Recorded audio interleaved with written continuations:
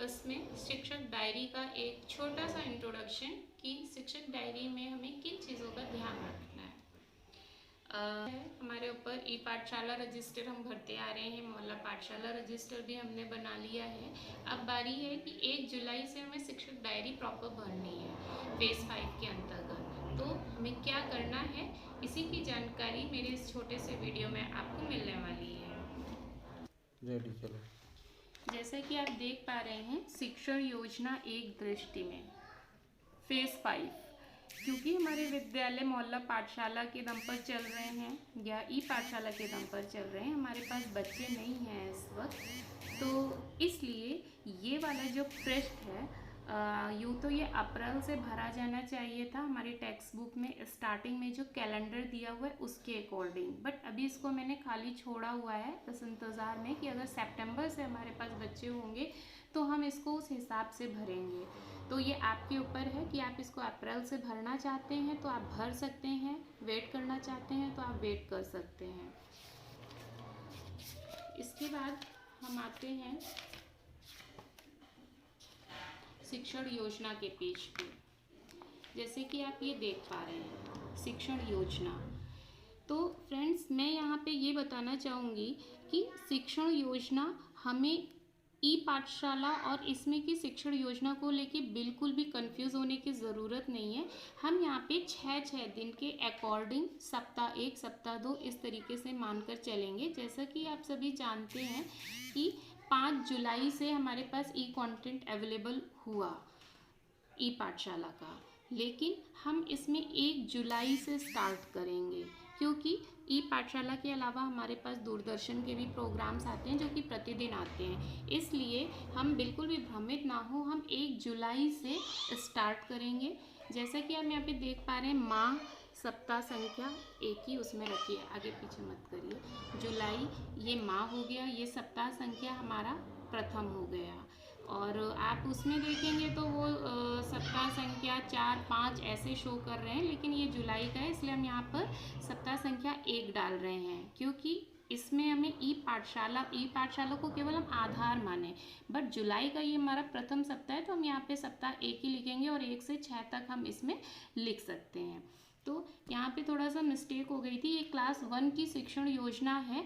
तो बस मैं इस वीडियो में आपको केवल एक इंट्रोडक्शन दे रही हूँ क्योंकि अभी डायरी पूरी कंप्लीट नहीं है, लेकिन मेरे बहुत से फ्रेंड्स परेशान थे कि किस तरीके से बनानी, तो कम से कम एक इंट्रोडक्शन आप बता दीजिए। तो उसी के अकॉर्डिंग मैंने ये बताने की मैं प्रयास कर रही हूँ कि ये जो विषय है यहाँ पर आप अपना सब्जेक्ट डाल देंगे, जो भी आप सब्जेक्ट लेने वाले हैं, क्योंकि मुझे क्लास 1 मिला हुआ है इसलिए मैंने यहाँ पे केवल क्लास 1 डाला है और ऑल सब्जेक्ट्स उसके हो जाएंगे। और इसी तरह आपको भी डालना है, आप यहाँ पे सब्जेक्ट डाल दीजिए और विषय डाल दीजिए। उसके बाद आप यहाँ पे दिवस भी डाल सकते हैं, डेट यहाँ पर आप डाल सकते हैं अपने अकॉर्डिंग जिस तरीके से इसमें पड़ा हुआ है। लर्निंग आउटकम व चयनित पाठ जिस पर कार्य करना है, तो यहाँ पर हमें क्या करना है, ई कंटेंट या दूरदर्शन टेलीकास्ट पर उस दिन यानी 1 तारीख को जो भी टाइटल पढ़ाया जा रहा है या जो भी पाठ पढ़ाया जा रहा है, हम उसका यहाँ पर टाइटल लिखेंगे और उससे हमने क्या एलओ अचीव करवाना है बच्चे को वो भी हम मेंशन करेंगे, और ये एलओज हमें खुद लिखने होंगे। इसके अलावा देखिए आप, ये जो कॉलम है ये सबसे इम्पॉर्टेंट है, इसी को लेकर लोगों के बीच में कन्फ्यूज़न है। शिक्षण अधिगम प्रक्रिया और गतिविधियों का संक्षिप्त एवं स्पष्ट विवरण। तो फ्रेंड्स, मैं ये बता दूं, बहुत से लोग इस तरीके से लिख रहे हैं जैसा कि इसमें मैंने भी लिखा है, shared E content, shared TV telecast with links, contacted persons. तो इस तरीके से मुझे ये लगा कि केवल यही अगर हमने लिखना है तो ये तो हम ई पाठशाला में भी लिख रहे हैं। उसके बाद मैंने इसमें चेंज किया है। नेक्स्ट में आप देखिए, जैसे मैं ये आपको दिखा रही हूँ, ये है हमारा 5 जुलाई से, ठीक है। इसमें आप देखिए मैंने इस कैटेगरी को दो भागों में डिवाइड कर दिया है। एक है हमारी एक्टिविटीज़ या टीएलएम और दूसरा है टास्क, और यही तो मेन काम है हमारे शिक्षण योजना को रिप्रेजेंट करने में। जैसे आप यहाँ पे देख पा रहे हैं कि ये कक्षा 1 का हिंदी विषय है, 7 तारीख है, बुधवार है, उस दिन ये कंटेंट हमको मिला था। आ ई अक्षरों का लिखना। इसके लिए एलओ डिसाइड किया मैंने, आ ई को लिख लेते हैं और पहचान लेते हैं बच्चे। अब इस चीज़ को पढ़ाने के लिए मैं किस गतिविधि का प्रयोग करने वाली हूँ, 3 चीज़ें हमें इसमें लिखनी होंगी।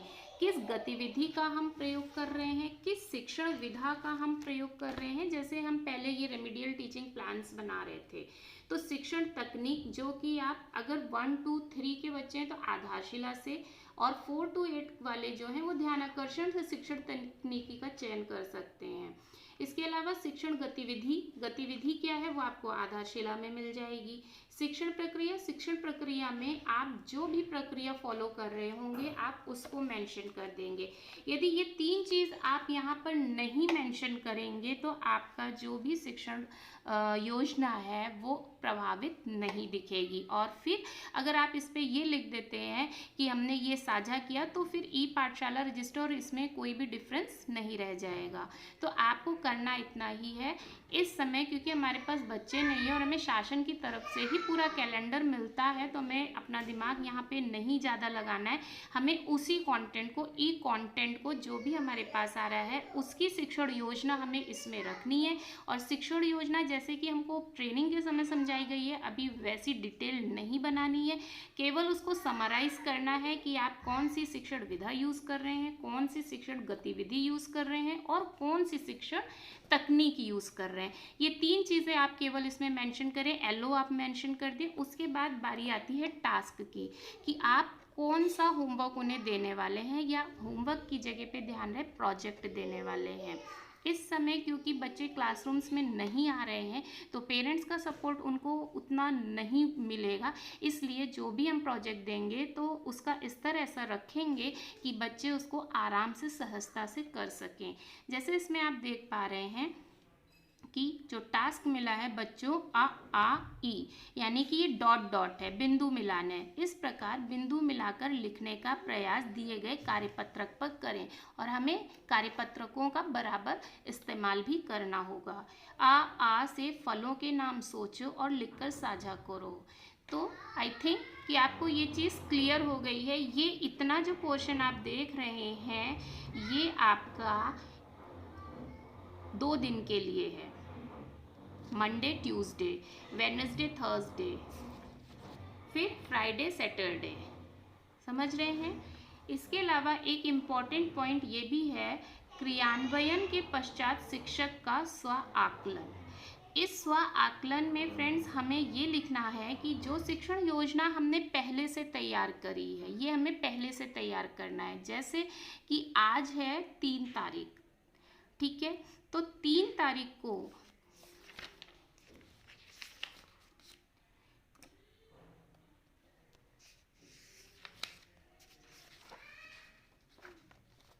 ये देखिए, जैसे ये है 2 से 7 का मैंने ये वीक बनाया और ये 2 तारीख का काम हो गया, ये 3 तारीख का काम हो गया। तो ये मेरे पास पहले से नोट है कि संख्या फ्रेम, मैं क्लास 1 को संख्या फ्रेम के साथ 1 से 5 की गिनती कराने वाली हूँ। तो इसके लिए मुझे कौन सी एक्टिविटी यूज़ करनी है, गिन के देखो ज़रा, देखो और मिलाओ, ये 2 एक्टिविटीज़ मेरे पास हैं। अब मैं इसमें शिक्षण विधा कौन सी यूज़ करने वाली हूँ, क्योंकि बच्चे हमारे पास नहीं हैं तो जाहिर सी बात है हम यहाँ पर शिक्षण विधा के रूप में केवल और केवल प्रेजेंटेशन, वो भी लिंक्स के माध्यम से ही हम साझा कर पाएंगे।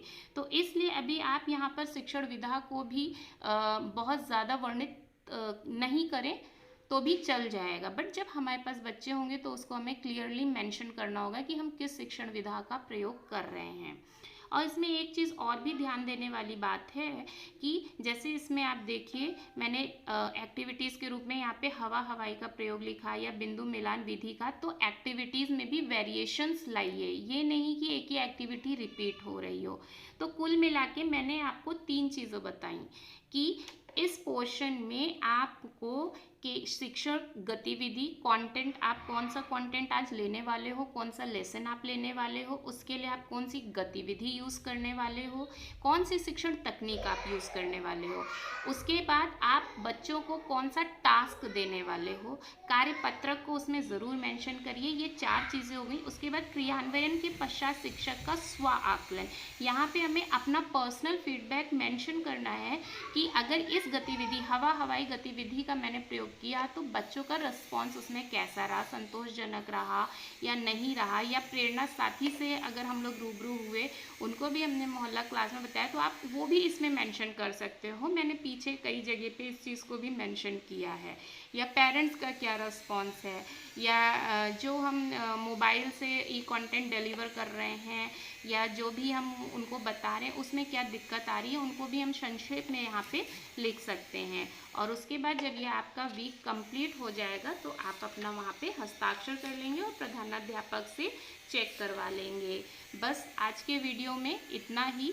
और अगर इसमें कुछ भी चेंजेस होता है या मुझे लगता है कि इसको थोड़ा सा और अमेंडमेंट कर सकते हैं, मॉडिफाई कर सकते हैं, जिससे कि हमारे बच्चों का लर्निंग आउटकम अचीव करना और सरल हो सके, तो मैं आगे फिर से वीडियो बनाऊंगी। और अगर आप चाहेंगे कि दूसरी क्लासेस का भी शेयर करूं तो आप रिक्वेस्ट कीजिएगा, मैं उसको भी बनाऊंगी।